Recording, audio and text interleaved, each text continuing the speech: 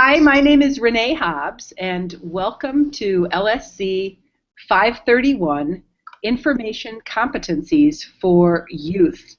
Tonight's the first class in the graduate program in Library and Information Studies, a course, LSC531, and I am very, very delighted that Lindsay, Jennifer, Hymin, and Arielle are joining us for our live session. Tonight I have three goals that I'm hoping to accomplish in this first session of our summer 2014 course. I want to take some time and do introductions and to get acquainted and to learn about the talent that we bring to our mutual collaborative learning experience this summer. The second thing I want to do is kind of overview the rationale and the design behind the course, so you have an understanding of like why I've made some of the choices I have made, and give you a sense of what to expect in terms of both the content and the format of the course. And then, because this is such a quick semester, we really are steaming with just 10 weeks to do a whole graduate course. I want to dig in really and start to preview some of the cool ideas that we're going to be tackling. So that's the three things I'm hoping to accomplish. I expect this will be an hour and 15 minutes or something like that, maybe an hour and a half, but in general, we'll usually have a 60 to 90-minute session in our Google Hangouts, so I'm really glad that you have joined us. And it looks to me like you who have joined us are kind of experienced Google Hangout folks, because here you are, right? And I was just thrilled. Can you hear me? Hymin, I can hear you so perfectly. Oh, great. What I'm hoping to do is ask everyone.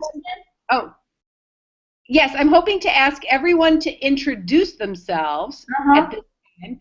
And during the introductions, you may ask questions or otherwise provide information so we understand a little bit more about why you're taking this class, what you hope to accomplish, and a little bit about what expertise and special knowledge that you bring to share with our class. So why don't we start with the introductions. I see that, Lindsay, you are to my immediate left in the Google Hangout, so I pass the microphone to you. Introduce yourself to us, please. Okay. Hi, everyone. Can you hear me okay? Yes. Okay. Thank you. My name is Lindsay Grant at URI, Araman in life. I haven't changed my last name yet at URI. I am a high school English teacher in North Smithfield, Rhode Island. I'm also the senior project coordinator this year, which is an initiative graduation requirement we started actually, and that just finished last week, and our seniors were fantastic, so that was a huge undertaking this year. I teach 9th and 12th grade English, and my 12th graders, actually a course that they teach, that I teach them is media literacy. So I'm really excited, particularly about this course, to hopefully learn some things that I can pass along to them. I'm always looking for information to build that course. It's my last course in the library program before I do my practicum next spring. So this is a happy moment for me. Awesome. Thank you for sharing. Welcome to the class. We're glad you're here. Jenny, you're up next. Mute. Hi, everyone. My name is Jenny Grant, and I am very excited to take this course. I took the LSC 530 and really enjoyed it and learned a lot, so I'm really excited to kind of continue that journey. And I am in the middle of the library program, and I'm in the school library program itself. And I currently work as a grad assistant at the URI library where I am right now. So I just work till 7. So unfortunately, I'm going to have to leave the group at 8 because that's when the library closes. And again, really looking forward to learning, particularly because I have also 2 out of 3 of my children are teenagers. So really looking forward to learning about what we're going to read about, and particularly with the digital literacy. Welcome. Hi, Min, you're next. Introduce yourself, please. Oh, hi. My name is Hai Ming. I'm originally from China. I am currently a library assistant at a private school in Southborough, Massachusetts. I am taking 2 classes this summer. Very nervous because I read your syllabus. It's quite a lot, so I'm scared, but I have to take it because these are my 2 last classes. I hope to conquer them and get it over. What else? What other question? Oh, I had a question before. Every time when we have this meeting, do you invite us? Then we click the link, or okay? Because I was in my Gmail account Hangouts, waiting and nothing happened until I received an invitation in my Yahoo account, which probably is what you put in for the Hangouts, Professor. Okay. Yeah. So, okay, I'll wait for the time. Is that what the deal is? And I have been, that's actually really great that you are highlighting that for me. I have started to harvest your Gmail accounts and put them into my little spreadsheet, so it may be in the next session that you will see it from within your Google Plus account, so we'll work on that. I like the idea of maybe developing a Google Plus group so that essentially you get the notification that way. We'll see if we can learn how to do that, but I'm glad you found us one way or the other. Good. So I just don't want to miss anything. I will attend every class. So we are glad you are here. That'll be good. Okay, that's about it. I'm looking forward to all this overwhelming excitement. We're so glad you're here. So next up is Erin. Erin, I see you there. Can you introduce yourself to us, please? Hello, yes. My name is Erin Toomey, and this is my first master's level course. I'm going for my MLIS, and I'm a little bit nervous. I'm also trying to figure out this whole Google Hangouts thing, as you know. I am the Youth Services Librarian at the Newburytown Library, recently promoted to that position last March. I used to work at the circ desk there, and it's kind of a midlife career change. My prior career was as a mostly graphic designer, and I was a director of marketing at a private school for a while, but I really loved my volunteer work at my local library so very much, and was really unfulfilled back then that I decided to make the switch. So I'm kind of in that transition mode now. So good for you. We're really glad you're here, and what's exciting about you being at this point is that there is so much call for young adult librarians to be outward-facing and to have marketing skills and to know how to be an effective communicator. So you seem to have gotten the zeitgeist of the field as a career changer. So we're glad you're here. Now to your immediate left, I see Arielle. Arielle, welcome, and please introduce yourself to our class.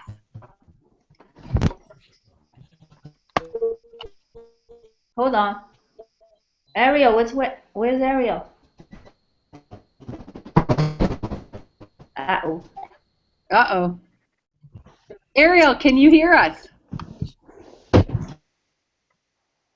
Arielle seems to be having some sound problems right now, so we'll move. His picture is also still. Aha, Arielle, can you hear me? Nope, no luck.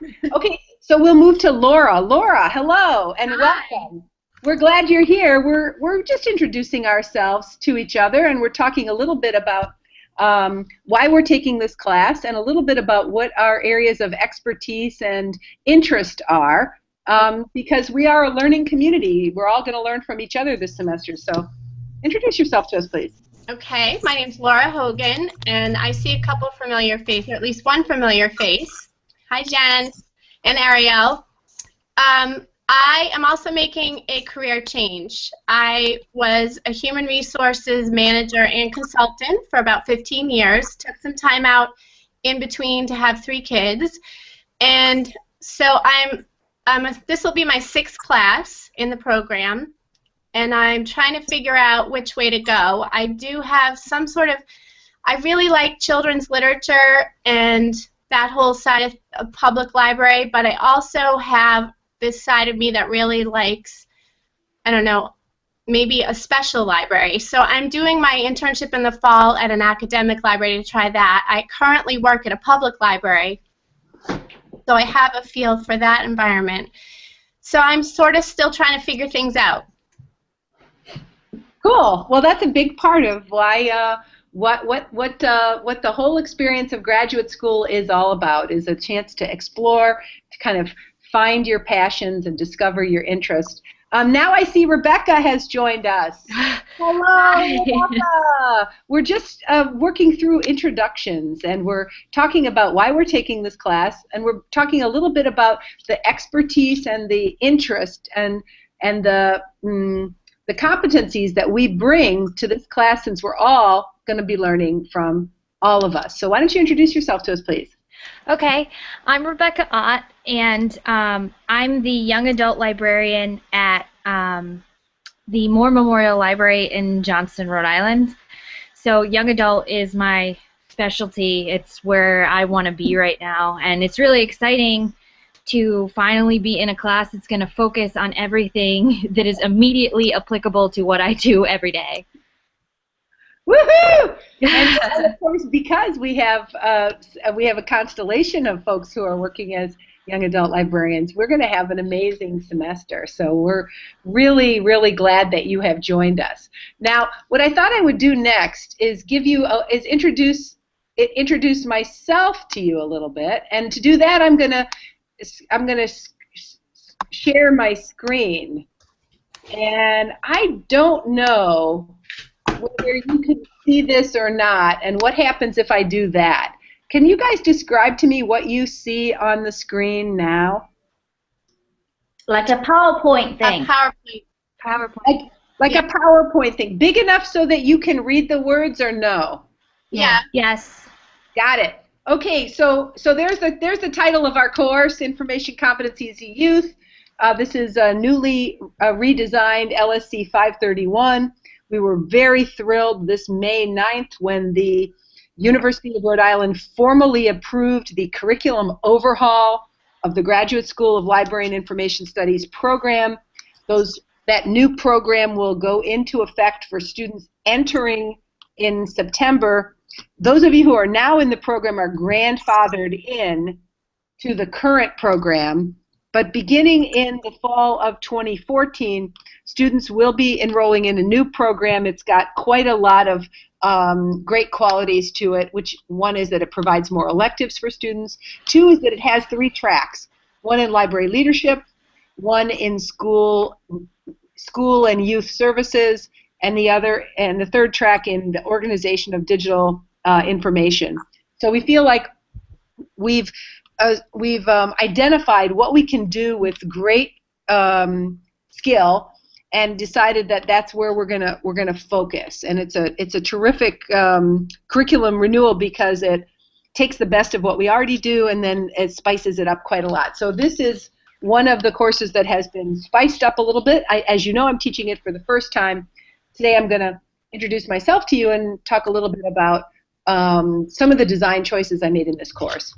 You guys all know, I think, that I direct the Harrington School of Communication and Media, and that is 1,200 undergrads, 200 graduate students, undergraduate programs in communication studies, film media, journalism, public relations, writing and rhetoric, and 3 graduate programs in Comm Studies, Library and Information Studies, and Writing and Rhetoric. But I also have 2 children. Aren't they adorable? They're grown-up children, and they taught me everything I know about young adults and teenagers. My daughter Rachel is a graduate of Franklin and Marshall College. She's 24 years old, and she is a fundraiser for Planned Parenthood. My son Roger is he's 26 now, and in February of this year he published a ridiculously well-received book called Ghost Man. Mm-hmm. And Ghost Man was featured in the New York Times on the front page of the arts section in February. He was featured in Rolling Stone, in the Wall Street Journal. He won the Ian Fleming Silver Dagger Award from the Crime Writers Association in London, and Time Warner bought the rights to make Ghost Man into a movie. Cool. So my son's first novel has done spectacularly well, and I've learned everything everything I know about the world of teens and young adults from these 2 characters. My daughter Rachel taught me about Reddit. And is there anybody in this crowd who is a Redditor? No. I've heard of it. Got it. So let's do a little bit of what do you know about Reddit? Who knows anything about Reddit? My daughter Rachel taught me about Reddit because I don't use it. But does anybody know what it is? No. Got it. So, yeah. Is it about, I don't know, is it about reading? Nope. Well, sort of. You have to read to use it. Reddit is an online community where people share links of web content that they find interesting, and they can vote up or down the links. So what happens is people crowdsource credibility, and the most popular links essentially become a marker of quality.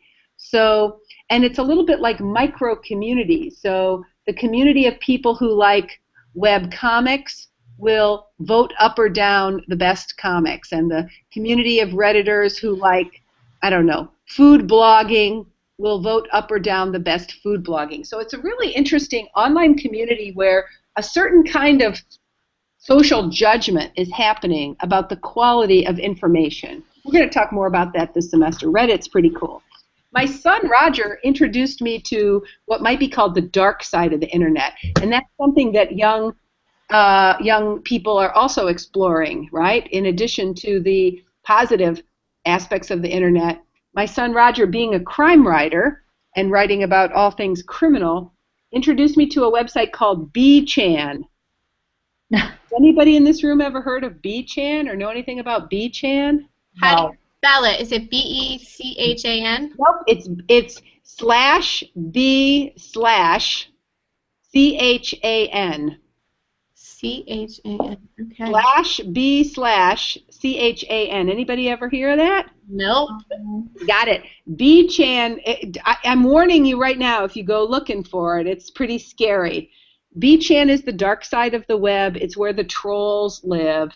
It's a website where anyone can share a link, and the way B-Chan works is the link appears for a very brief period of time and then it disappears. Oh, like Snapchat. Like Snapchat, only maybe darker and more criminal. Okay. So that there's a fair amount of circulation of porn, of crime, of photos of drug paraphernalia, of burglars displaying their stolen wares, of general creepy bad people doing creepy bad things. Lovely. Needless to say, that was quite a shock when my son at age 15 introduced me to Lovely. So, that's my children. Here are my books. Most of what I've written about and studied about is what digital and media literacy looks like in the context of K-12 education in formal English, social studies, library, or health classes. And I've also written a little bit about what media and digital literacy looks like in informal education. I've done some work in the policy area, especially around a law called the Digital Millennium Copyright Act. And back in the Stone Ages, when I was a young woman, I co-wrote a textbook series called Elements of Language, which is a widely used secondary English language arts textbook, and it has, I was responsible for essentially the media and the digital and media literacy content of that book. Most recently, I've been working on a really cool program evaluation for an awesome group. It's the McNeil-Lehrer News Hour. Some of you may have heard of that. It's the 1-hour broadcast on PBS, the McNeil-Lehrer News Hour. They sponsor a really cool initiative called Student Reporting Labs, where high schools across the country get to help News Hour do broadcast journalism in the characteristically long-form way that PBS NewsHour does it. And we were very fortunate to be able to do a 3-year evaluation study of the efficacy of that program. And so these days I've been publishing a little bit about how learning to gather information, synthesize it, and create a broadcast news package, how that affects academic achievement, and that's a topic of great interest to me. I'm also interested in how learning to make news when you're in high school might affect your tendencies to be civically engaged, to vote and participate in your community, and otherwise be kind of bought into some democratic practices of self-governance. So that project is kind of important to me, and you'll see in my publication record some work on that. My most recent book is a book called Discovering Media Literacy, Teaching Digital Media and Popular Culture in Elementary School. I have a question. Yeah. Hi. Hi. Okay. Are you showing us different slides? What I see is just you on the first slide. Hold on here. Is that true? You're not seeing my slide share? No. Well, I see your slide share, but it's not moving through the slides. It's not. Yeah, it's in the first slide. Why not? I don't know. Boy, I thought it was just me, but okay. Oh, good. So thank you for stopping me, because the whole thing is built on that. I want to be able to show you my slides, and I can't. Yeah, I was thinking, oh, seems like she's talking one slide after another. How come? Let me see if I try again here, if this works. Does this work? Can you make it full screen? Let me try. How does that look? Okay, it's not full screen, but it's a different slide now. It's powerful voices for kids now. Aha! Okay, cool. It's still quiet. It's not moving. It's not moving. Okay, so now I'm going to hit, I guess I'll talk a little bit about Powerful Voices for Kids, because I hope you check out the website. This is actually an urban elementary media literacy initiative that I did in the city of Philadelphia. I'm here in Philadelphia right now, actually, so just to understand the situation, this is an initiative where we worked with teachers, 40 teachers in an urban elementary school, and helped them integrate digital media literacy into their practice. Now I'm going to advance the slide, and you tell me if the slide changes. Okay. Did it change? No. No. Oh my God. It looks to me like you're not in the presentation mode. Weird. Yeah. Now it's a different slide. Okay, now it is a different slide, and so now if I hit play from current slide, does it look like the Media Education Lab website? Yeah. Okay, cool. Okay, so I have to do kind of a weird thing to make the slides move forward. That's crazy. This is my lab, And so part of my identity is I'm an activist, I'm a researcher, I'm a teacher. This is kind of the website where I kind of put all my stuff. And so your child. Take a look at that, mediaeducationlab.com, especially if you're looking for lesson plans or scholarly articles or other cool stuff. We're pretty active community, I think. Now, did the slide show? Yes. Yes. You see a new slide that looks different? Yes. Do you see words on the screen? Yep. Woohoo! So They're small, but we can they're still. small, but you can see them. This is, if I were to describe my identity by means of a research question that has bothered me for the last 30 years, this is the question. What do we need to know and be able to do when it comes to supporting and extending teens' use of print, visual, sound, and digital text tools and technologies? So I'm really interested in how adolescents engage with print, visual, sound, and digital text tools and technologies, and what instructional practices work best. That's because I'm really, really aware that the process of acquiring the competencies you need to manage information are processes that take a whole lifetime to build. So you're seeing on the slide, on the picture I'm showing right now is children, right? Yeah. It's also the case that teenagers are deeply involved in learning to think through how to access information, how to evaluate information, how to create their own messages, and how to contribute to communities where they can make a difference. And that's partly why I'm such a big fan of school libraries, but it's partly why I'm so interested and supportive in the work that public young adult librarians do as they support educators. But you know, it's also the case that these are processes that are not just about adolescence. They're actually processes that happen across the whole lifespan.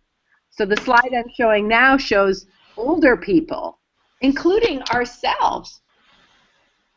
In this class, you'll be learning and challenged to learn in new ways and reflect on the nature of your own actions as a learner. But I want to talk a little bit about one theme that's going to be an important part of our course, and that is understanding adolescence. Now, do you see 3 pictures? Yep. So here are 3 developmental characteristics of adolescence that I'd love you to comment on. For the teenagers in your life, whether those be your children, your students, your family and friends, or any teenagers you might know of. We generally say that teenagers tend to take risks in pursuit of experience, love experience for its own sake, and go after novelty, complexity, and intense situations. How have you experienced these developmental characteristics of adolescence, either in your own life as a teenager or in the teenagers you know and love? Who'd like to go first?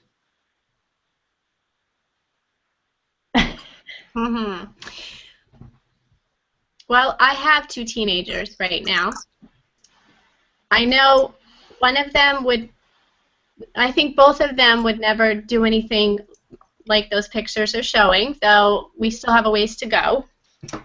But I know some of my daughter's friends are doing things like that.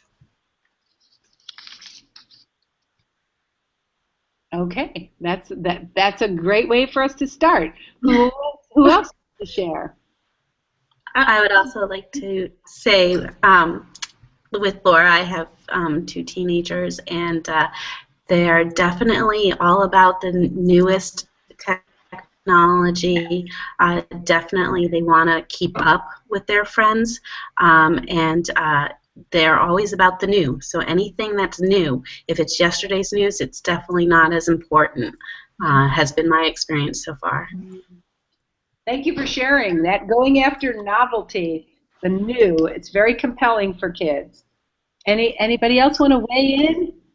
I was just going to say, from my experience with high school students and teaching them, what we've been encountering a lot is that students, especially with technology, are not thinking about the aftermath of their message that they leave, and it's carrying into school, and that's becoming a new set of issues, and the kids are saying whatever they want to say, and it's easy to do that, and then there are those repercussions that they're not prepared to deal with. So that's definitely a new realm that we're entering in terms of school. Is that just on social media, or is it in like speaking out loud? Nope, it's all online, social media. What they don't say nearly as horrible things to one another out loud. Yes. So, yes, and I have experienced that when my daughter's school. An incident happened, and this happened in 7th grade, and then it came out again this year in 9th grade, and the students ended up going to court, and now have things on their record that aren't good, basically. Right. And so the school actually is instituting a new cell phone policy that students will not be allowed to have their phones during passing time anymore, that they have to be in their lockers all day, because there are photos that were generated, and that's why this whole thing occurred. Yep, so that whole idea of thinking through the consequences of one's seeking experience is definitely a theme that we're going to explore in this class. So let me, if I may, just get to a kind of a one slide that gives us a sense of, one more point I think it's worth emphasizing, because this will come up this semester. Are you seeing the boy and the girl slide? Yep. Yeah, so we know that adolescence is a very important time for exploring gender expectations and identities. How have you experienced the adolescence in your life, or thinking back to your own adolescence, where exploring gender expectations and identities was an important part of the years between ages 12 and 17? My first master's degree is in counseling with a focus on student development, and I see anywhere between 50 and like 150 kids come through the public library on any given afternoon.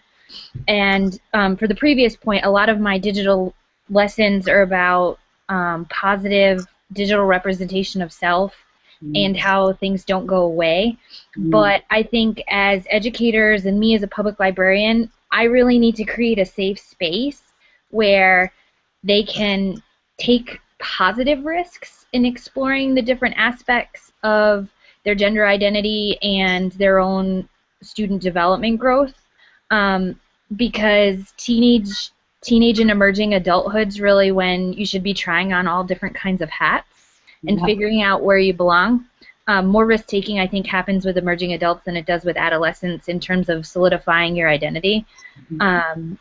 But between those, 50 to 150 kids that I see on any given afternoon, everyone's engaging in something different. So it's really exciting to me to see some of the risks, the positive risks that students are taking in trying to figure out who they are and where they want to go. Rebecca, can you give an example? I have one student, he's legally blind, and the school is really not serving him in the way that he needs. He has an iPad and he uses that to do his schoolwork and explore, but he really pushes the limits of where he wants to go and his learning when he comes to the library after school. So he'll come there right after school and be there till someone picks him up close to closing time, and he'll sit there and he'll teach himself how to code, and he'll look at his iPad at a page, blow it up, make it small, go and talk to somebody about it, come back, and he's really driving his own career development by using his time where he's kind of stranded If you don't know where my library is, it's across the street from the high school, and we're located in the middle school parking lot, so people come right over from school. That's a good location. It's good because I get kids in the door. It's bad because I'm only there part-time, so I'm not there all the time when I could be used and needed. But he's really exploring his opportunities that he wouldn't have anywhere else by being at the library and having someone who will listen to him about his questions about coding. So I might not have the answers, but I can say, well, let's go explore this. Let's try something else. Let's talk to another student about it. That's a pretty powerful example, and in a lot of ways it really does reflect this idea that positive risk-taking and independence from parents is an important part of the developmental journey that all teens have to move through. Now, I guess it's probably obvious, it might be obvious to you just by having the fact that I introduced myself to you, that this approach to teaching LSC531 is really going to use a multidisciplinary approach. And that's partly because I am, how you might say, undisciplined. I have 3 academic degrees in 3 different disciplines, and I've always been interested in questions that transcend any one discipline. So we're going to get introduced to literature, theories, research, and scholarship in 4 different areas: human development, adolescent literacy, young adult library services, and digital and media literacy. And I just don't have any other way to teach. This is the only way I can do it. So let me talk to you about each of these 4 disciplines and how they will inflect the choices that we're going to make in our journey, our learning journey together. And now tell me if you see my slide with the pictures of the girls. Yes. Yes. Isn't that a great picture? This charming artist has drawn the baby, the newborn baby, and all the way up to the 21-year-old, maybe, the 21-year-old. So we will be considering this topic in relation to human development, which examines human growth and biological change across the lifespan, focuses on cognitive, social, emotional, physical, and moral development. Human development scholarship and research places a big emphasis on the role of the culture and the environment, so that's relevant to our inquiry. And it also tends to look at adaptive and maladaptive dimensions. So when people's development is functioning well, and children and young adults are growing up well-adjusted, and when there's other situations where the adjustment is not going as well. So when some aspects of human development can be maladaptive. So that is one phase of the one part of the research focus that the course will have. Now, can you see the second slide? Mm-hmm. It has 2 pictures: adolescent literacy and young adult library services. And I put these side by side, but these are really 2 different disciplines. Adolescent literacy has its roots in education, and it focuses on the developmental needs of youth in relation to literacy practices. And it has a special focus on emphasizing instructional strategies of literacy, a big emphasis on motivating and engaging kids. It tends to focus on formal learning context, i.e. school. And, of course, because it focuses on school, there's a big concern in this community about assessment. So for school librarians, getting a deeper dive in adolescent literacy is going to be very, very useful because it offers a lot. It tells us a lot about motivation and engagement and instructional practices that meet the literacy needs of youth. On the other side of the screen is the literature of young adult library services. This tends to focus on informal learning with an emphasis on the recreational and the information needs of youth. This literature has a big focus on the marketing and promotion of print literature with a focus on getting kids to read and a focus on developing a collection of stuff that's worth reading. So this is a really important part of our inquiry this semester. And then finally, the fourth theoretical frame that we're bringing to this this course is in the area called digital and media literacy. This is really an examination of the mass media, popular culture, and digital media in the lives of youth. There's a big emphasis on tool use and technology skills. It generally focuses on the reading and the writing components of literacy, i.e. critical analysis of media and multimedia composing or creating. And this community is really interested in the intersection between informal and formal learning. So how does what happens in an after-school library program, how might that affect what the kid does in the context of the traditional classroom? And so that is an interesting contribution of this area, the relationship between informal learning, between home, school, and then the third space of the library. So that being said, I guess I just want to skip to this last slide, which will get us now to the website in a way. The course is divided into 3 parts, and we've got just 10 quick weeks to get through it. The first section of the course deals with literacy in cultural context. So that's where we're looking at new media literacies, at digital media youth and credibility, and at information literacy. In the second part of the course, we're going to focus quite a lot on pedagogy and instruction, whether that happens in the school library or the public library, or whether that happens in the English class, or whether that happens in the after-school program. We're going to look at approaches to instruction in adolescent literacy. We're going to do a deep dive on e-books and literacy practices with e-books. And we're going to really start to see what the research literature has to offer us practitioners. So how do we read the research literature to inform our own best practices as practitioners? And the third part of the course is going to focus on services and advocacy as we dig into appreciating young adult genres and as we deal with issues in young adult collection development. So take a look at those. They're not 9 topics. They're really 1, 2, 3, 4, 5, 6, 7, 8 topics. If you could only focus on one of these topics this semester, which one would you choose and why? Just let's play pretend for a little bit. You're going to get to explore them all. But if you had to pick one, which one would you choose and why?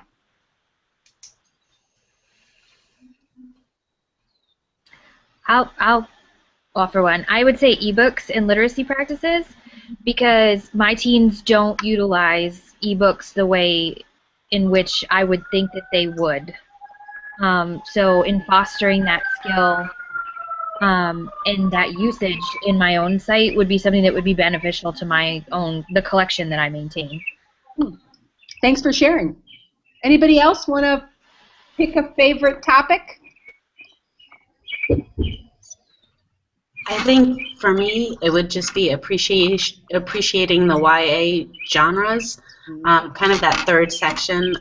That's just really of interest to me, and would love to learn more about it, because I know a lot about children and not so much about the young adults. Cool. Thanks for sharing. Anybody else want to weigh in on a topic of most interest to you?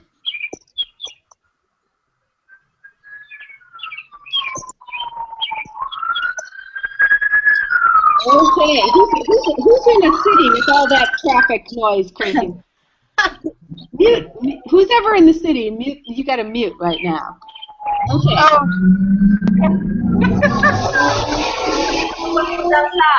Sarah, we're really glad you're there because those bird sounds are just charming. And so Sarah, we're glad you're here, but we want to meet you formally. Will you introduce yourself to us?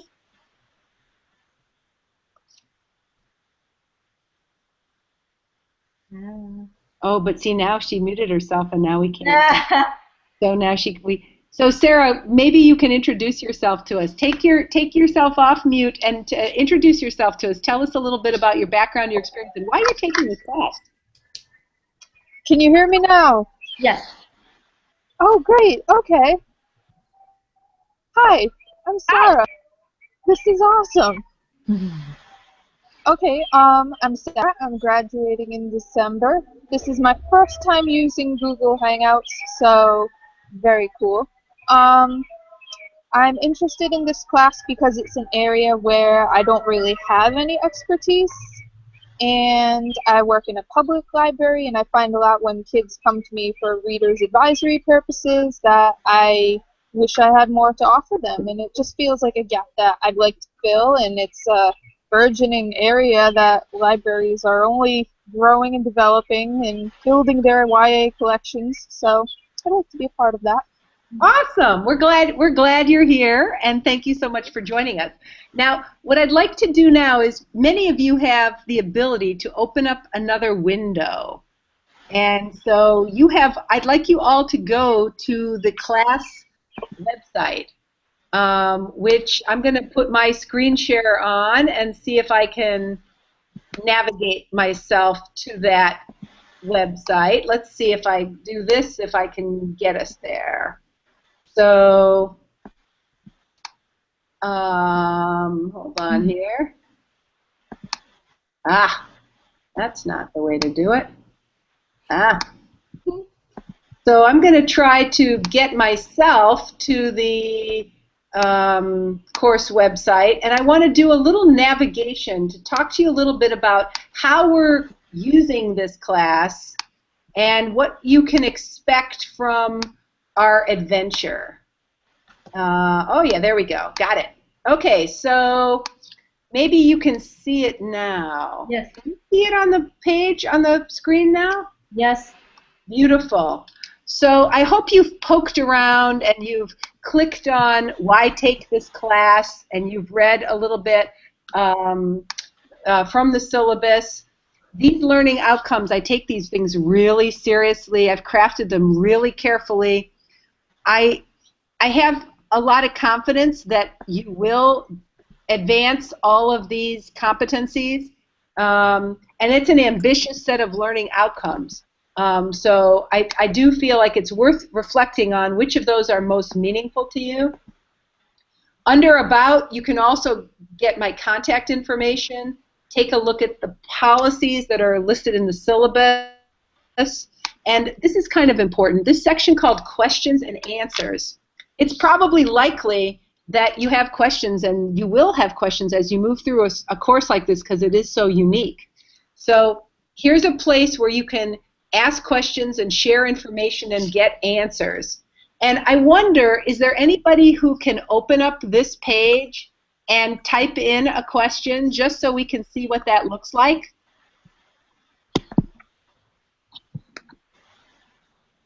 Anybody want to navigate to the questions and answers page like I just did and just type in something so we can see that you can actually use this page? So one question here is LSC530 a prerequisite for taking 531? And the answer is no. There are no prerequisites. Yes.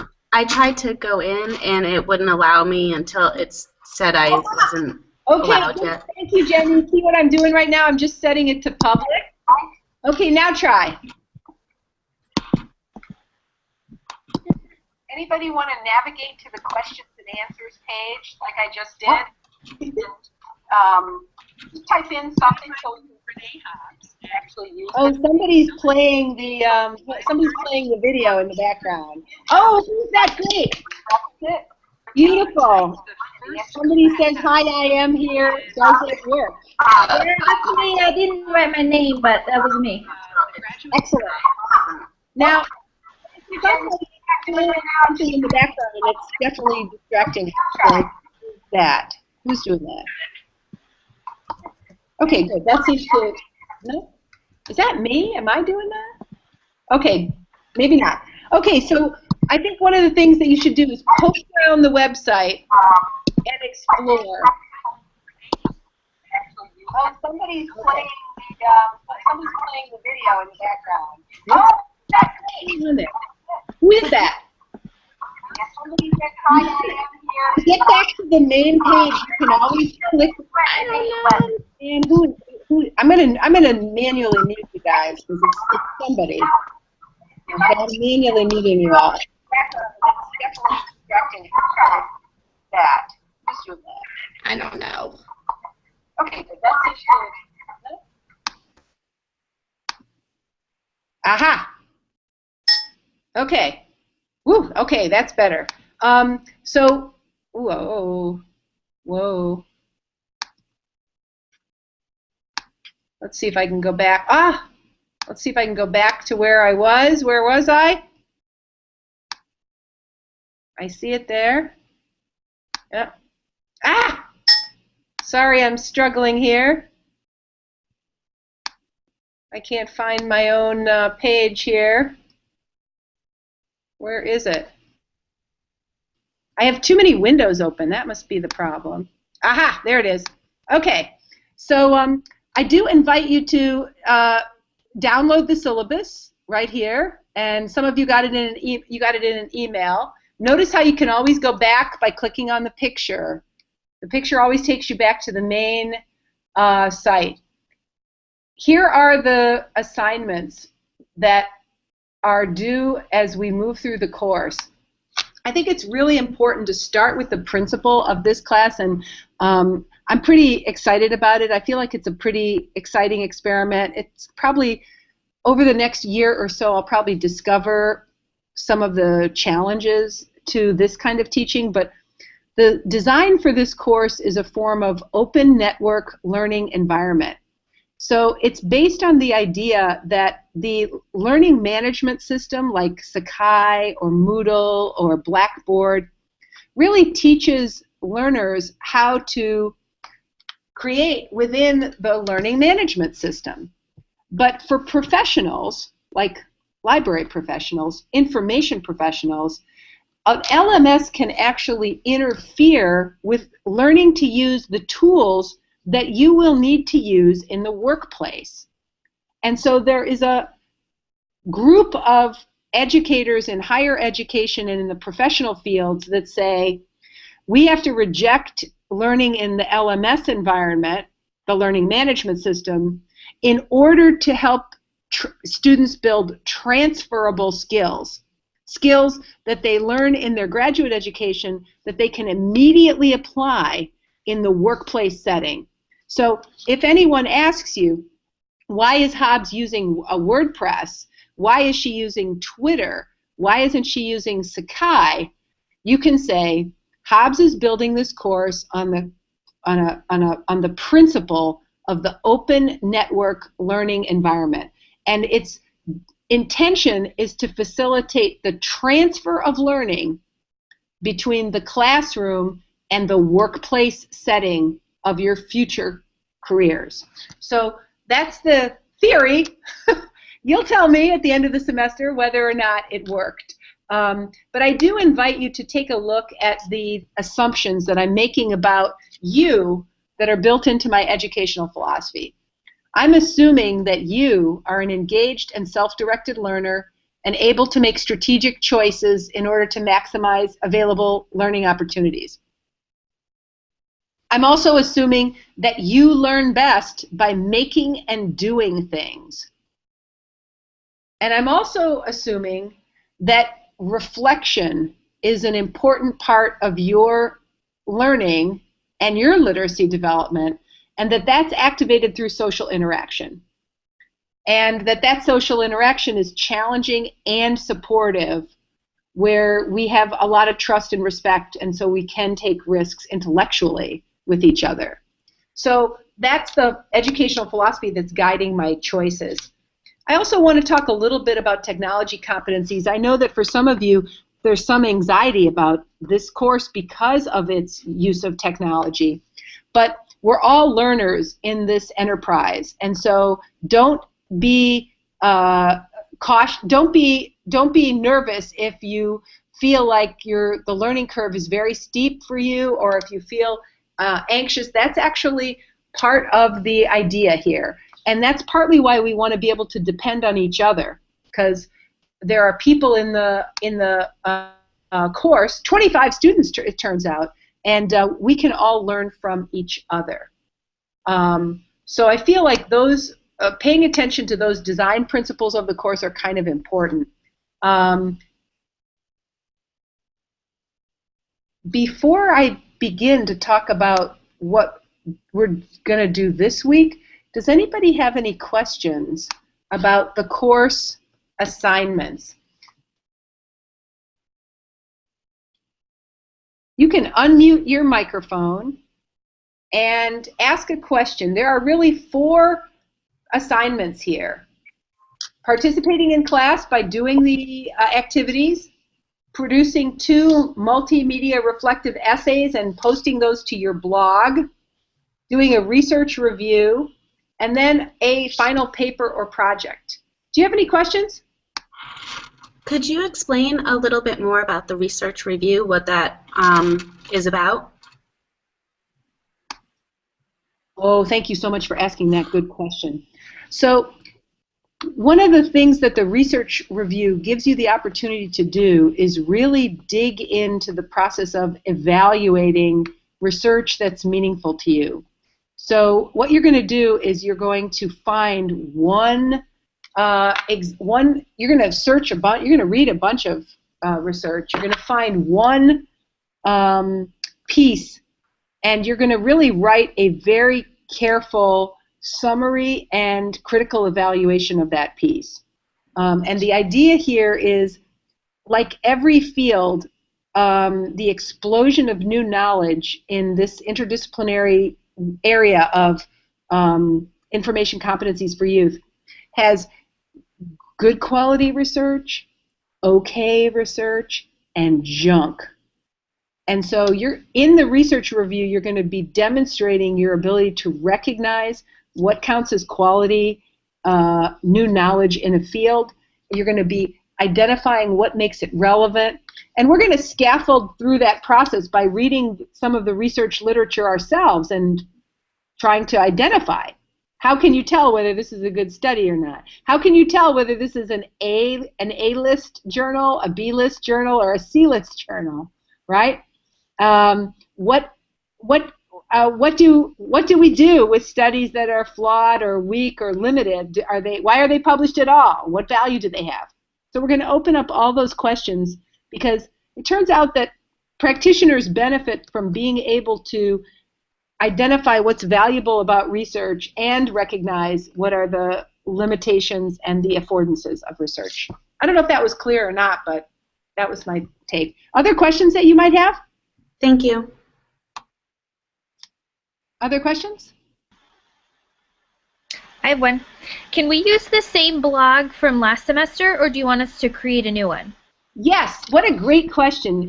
If you already have a blog, either from the last class or from some other part of your life, you are free to continue using it. So I am ecumenical when it comes to that. I love the idea that you stay with your incredibly great blog and build on it, but if you want to start a fresh one, you can. So either way, I'm happy with that. Okay. Thanks for asking that good question. Anybody else have another question? So I wonder if anybody has the syllabus open on their desktop right now and can tell me, when is the first due date? 28th. What is due on the 28th? A lot.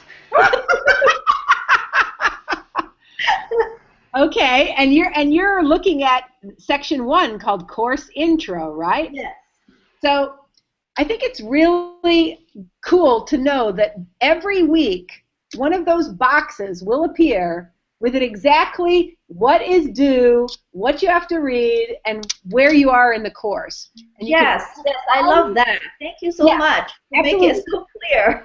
And you can always go back to the syllabus. So I'm going to open up the syllabus right now and sort of talk about the major due dates, right? So that you have a really good, like, out loud a recollection of the major due dates. Okay, so for instance, I'm looking in the syllabus on the printed document, and it says that your first multimedia reflective essay is due on June 11th. Your research review is due on July 2nd. Your second multimedia reflective essay is due on July 23rd. and your final project is due on July 26th. So those 4 major deliverables account for 80% of your course grade. So keep that in mind, right? 80% of your course grade is based on those 4 work products that you deliver. And then the other stuff that you do is the other 20%. That's the class participation part. Okay, so that being said, why don't we skip right to that, because that's the fun part, right? So, I'm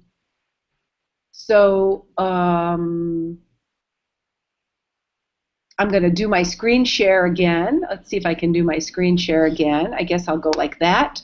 I'll start the screen share. And let's see. You know, I am just not that good at this yet. I've got too many windows open. Next time I'm not going to keep all these windows open. Are you guys seeing the website? No, you're not. The syllabus. You're still seeing the syllabus. I got to try to get off that. Let me get off that and try to get back on. There we go. Good. Okay. So now we're back at the website. Mm-hmm. And I know that I can always get back to the page 1 by clicking on that little picture. I thought what we should be doing is watching this little video from the U Media group in Miami. Now, we've tried watching videos a bunch of different ways in a Google Hangout. And one of the best ways that it works is for you to go to that website and click on that YouTube video and watch it.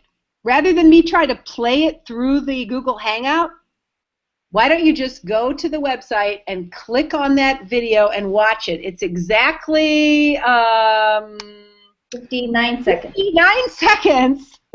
So if we all do it right now, we should be fine in about a minute, okay? Everybody giving me a thumbs up. A thumbs up if you're okay with that. And you know what you're doing now, right? Thumbs up. You're watching that video. Good show. And then I'll see you back in about 1 minute or 1.5 minutes. See you in a bit. Make sure you mute your microphone so we don't hear your sound.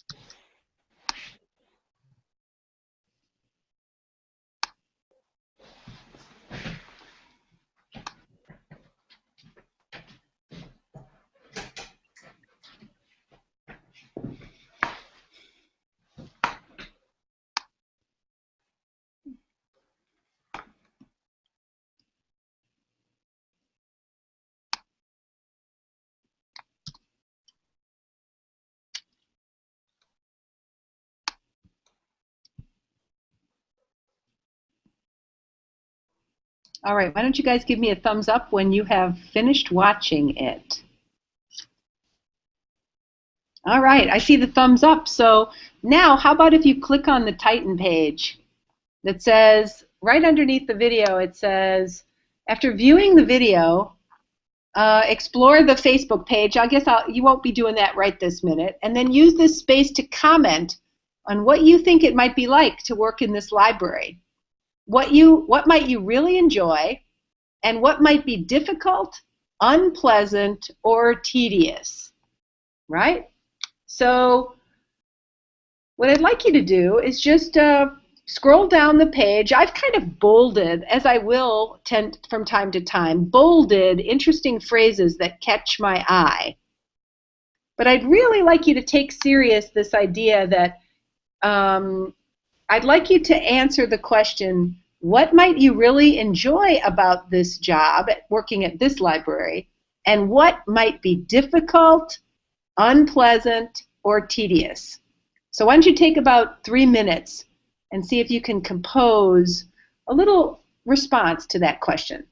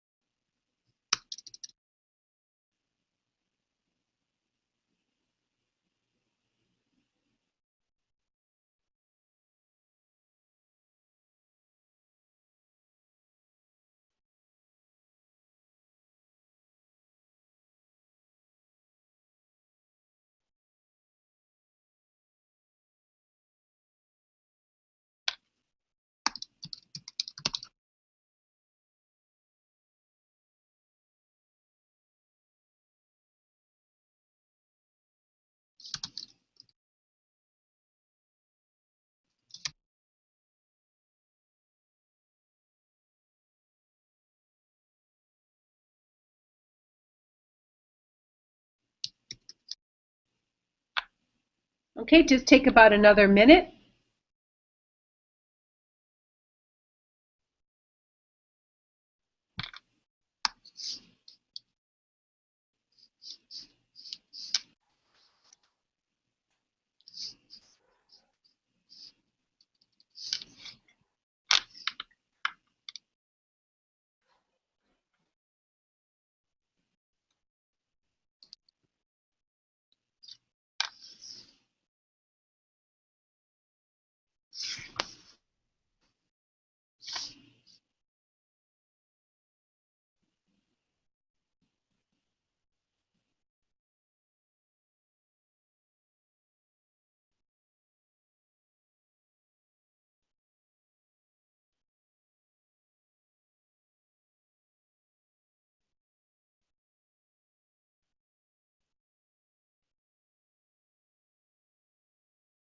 Okay, that's pretty good. I really am. I am really pleased at the at our first.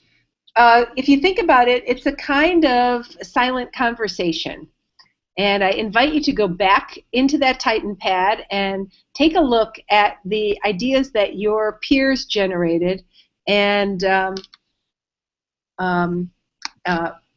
consider how much of ourselves we bring into this class by the way we consider the challenges and the opportunities of this approach to uh, developing a U-Media Center in a public library setting. Now, I'd like to move down the list.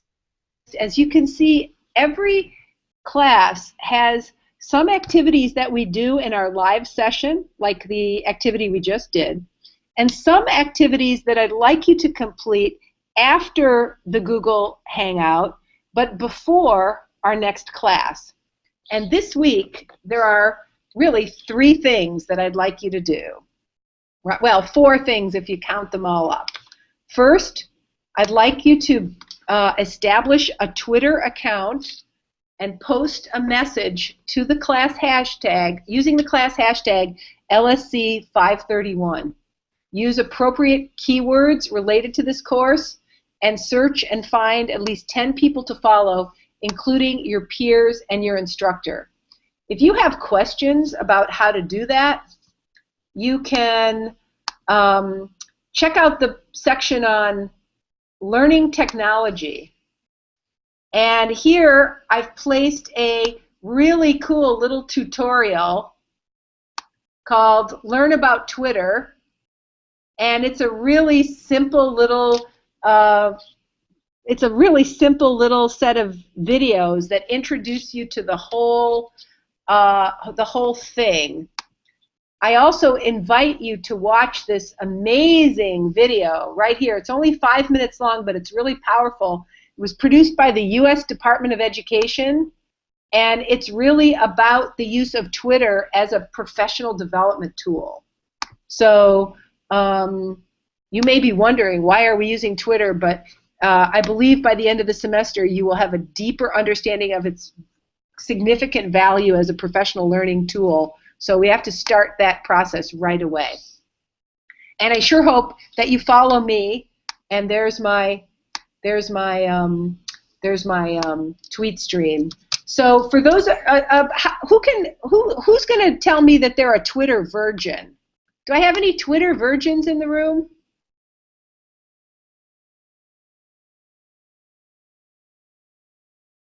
No? Yes?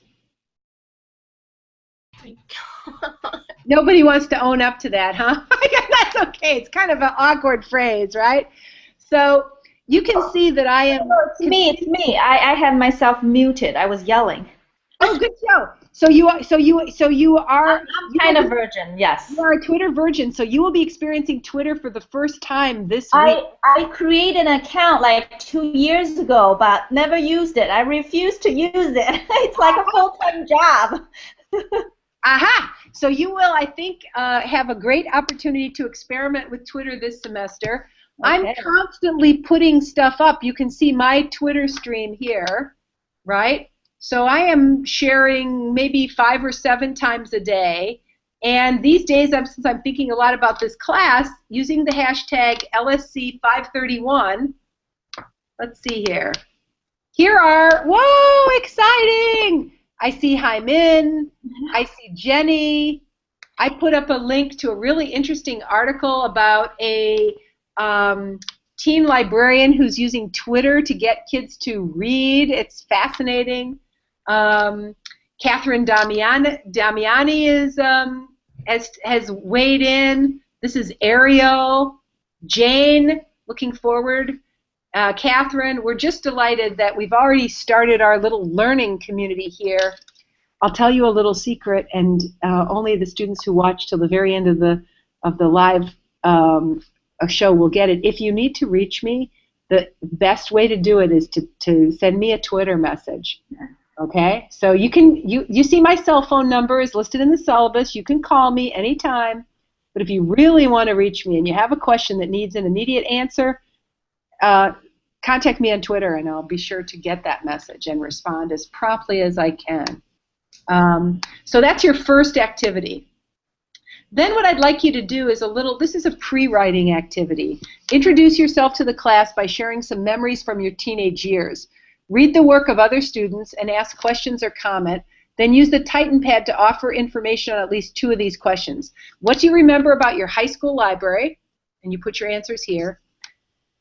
What was one book that you remember reading in high school, and what do you remember about it? Or most people can recall an experience or a time when they first discovered that the adult world is truly incredible and that the world is full of inaccurate information, bias, and errors. What can you recall about how you gained this awareness? Or question number 4, what do you remember about your friends from high school? Who was influential in your life and why? Or question number 5, what was the first form of visual, sound, or digital media you remember creating?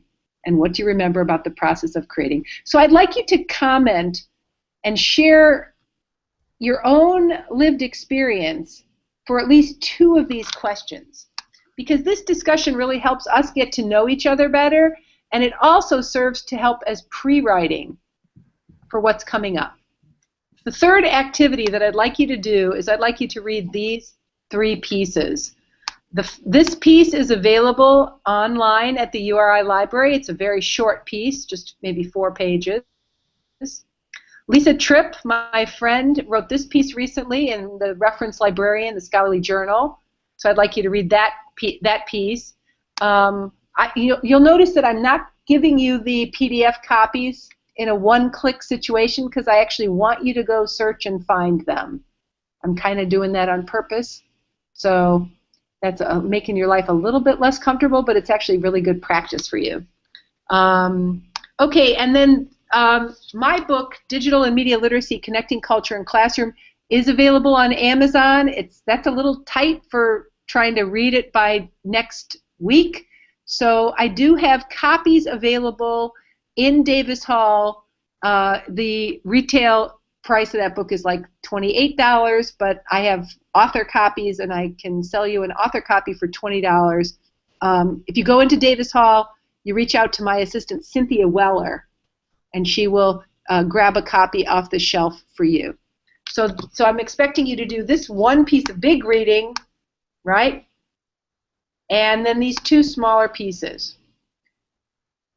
We'll be talking about these readings next week and doing some activities around these readings. So that's a really important thing. We'll always read, and then we'll do discussion and activities that use the information and ideas from the readings. That's the structure there. Give you time to kind of sense make, right? Your homework activity is to create a blog using WordPress.com and write a post reflecting on your lived experience as an adolescent and your life experiences with adolescents. Reflect on your own teen years and think about the teens in your life. Here are the 3 questions that I'd like you to consider as you write your blog. What do you generally like and dislike about this age group? What do you think are some of the joys and challenges that adolescents face? And what patterns have you noticed in how adolescents play, learn, and grow? I'd like you to, once you've written that blog, I'd like you to send me an email with the link to the blog, and I'd like to receive that before next Wednesday at 7 p.m. And then if you share your Gmail and your Twitter account names here, hello, if you do that, then that will help us to engage in some collaboration that we want to go. And if you need to help creating a blog, you can watch this video. All right. I think you might have questions because we're coming to the end of our time. We've kind of wasted a whole hour and a half together getting the class started. So before I let you go, what questions do you have? Renee, I lost my connection. I wasn't able to watch that YouTube video. Is that going to be on the video that you share at the end of this? Yep. Okay, good. And in fact, it's on the web page. Okay. Cool. So you'll absolutely be able to watch it by rewatching this video, and you'll be able to access it by going to the website. Okay. Thanks for asking that good question. That sometimes happens, but nothing's ever lost in cyberspace. Okay. All right. Does anybody else have any other questions? I have a quick question. Will the videos from our Google Hangout sessions also be on that website, or do we find that someplace else? Yes. Immediately after this broadcast, once I stop recording, I put a copy up on the website. So that's where you'll see it at the very top. For the students who are not taking this class synchronously, that's the first thing they'll do before they do any other activity is they'll watch this broadcast. So that's why I put it at the top. So in a few minutes, if you take a look at the website, you'll see that it will appear there. I also tweet it so that all my fans in cyberspace also watch these things, crazily enough. I don't know why, but it turns out they sometimes do. So you'll also see a tweet link to my YouTube page. Now, I do see joining us is Allison. And Allison, I'm hoping, we really have to go in about 2 minutes, but I'm meeting you for the first time, so why don't you introduce yourself to us and tell us a little bit about why you're taking this course and what expertise and experience you bring to this course. Sure. The reason that I joined late is I have a toddler, so 7 p.m. to 8 p.m. is probably the worst possible time. That's like the bath, bed, books, and good night time. So I usually be able to join you guys at about 7:45 or 8 o'clock. But I'm in this class because I'm a high school librarian. I started this year as a maternity leave replacement and have continued through, and I've been given the position again for posterity because she decided to take another job. So I'm sort of doing it while learning it, and for the last 9 years I've been a high school English teacher.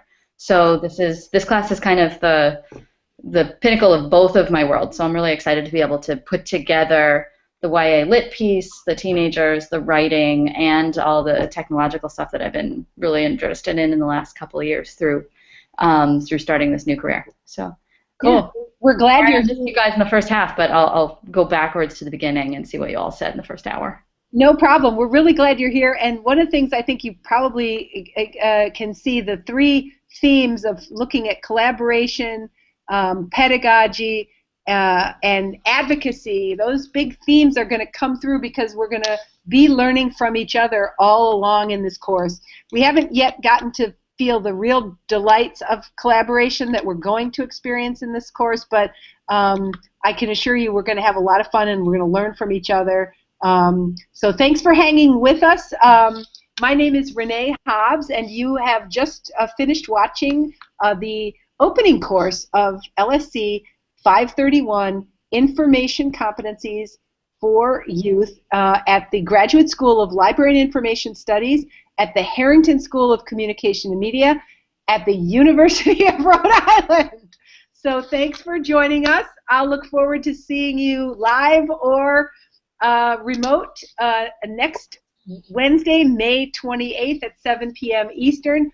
We'll do our ceremonial wave. So ladies and gentlemen, we do our ceremonial wave, and thanks for joining us. We'll see you next week. Bye.